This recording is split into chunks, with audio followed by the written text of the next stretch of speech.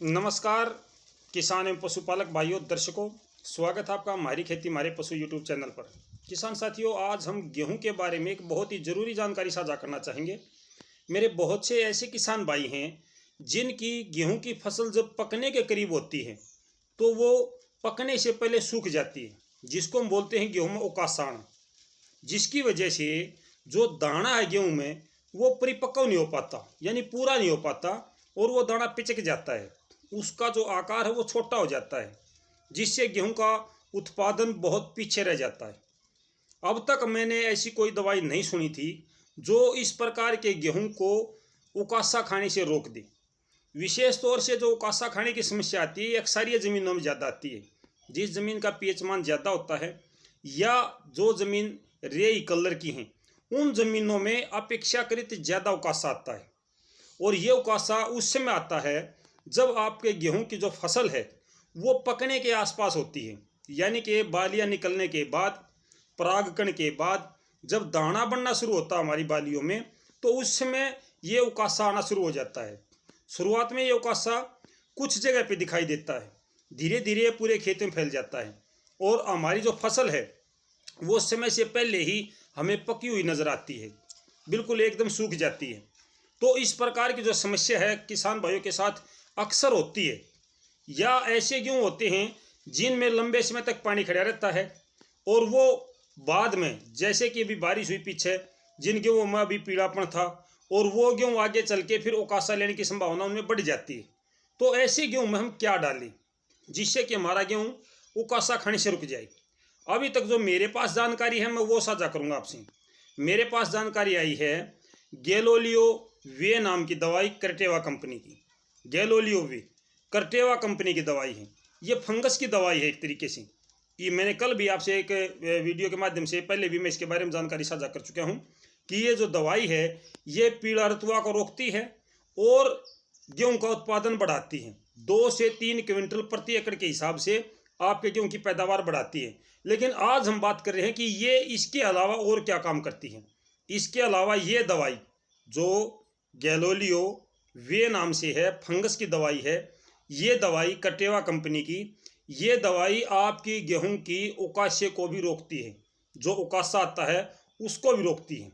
इसका स्प्रे करना है, कैसे स्प्रे करना है, कितना पानी लेना है, पूरी जानकारी मैं आपको इस वीडियो के माध्यम से साझा करूंगा। सिर्फ आपने थोड़ा सा ध्यान से सुनना है, उसके बाद में आपने इसको फॉलो करना है कि हमने क्या बताया, कैसे बताया। इसकी 1 लीटर की पैकिंग आती है इस दवाई की, लिक्विड में है ये। 1 लीटर की पैकिंग है 1900 रुपये के आसपास में, 1900 रुपये के आसपास में इसका मार्केट रेट है। ये 1 लीटर दवाई आप 2.5 एकड़ तक प्रयोग में ले सकते हो। वैसे तो इसको 2 एकड़ तक ही हम डालना चाहेंगे क्योंकि 2 एकड़ की पैकिंग है ये, लेकिन इसको 2.5 एकड़ तक भी अगर आप लगाना चाहो स्प्रे में तो लगा सकते हो। 400 से 500 ml दवाई, 400 से 500 ml दवाई और 200 लीटर पानी में आपने अपने गेहूं में उस समय इसका स्प्रे करना है। इसको खाद मिला के नहीं डालना है, इसको स्प्रे करना आपने। देखो किसान साथियों, जो दवाई जिस प्रकार से प्रयोग में ली जाती है या जो सिफारिश की जाती है उसी प्रकार से अगर हम उस दवाई का प्रयोग करेंगे तो निश्चित तौर पर वो दवाई रिजल्ट भी अच्छा देगी, उसका परिणाम भी हमें बढ़िया मिलेगा। तो इसका आपने स्प्रे करना है, खाद मिला के नहीं डालना है।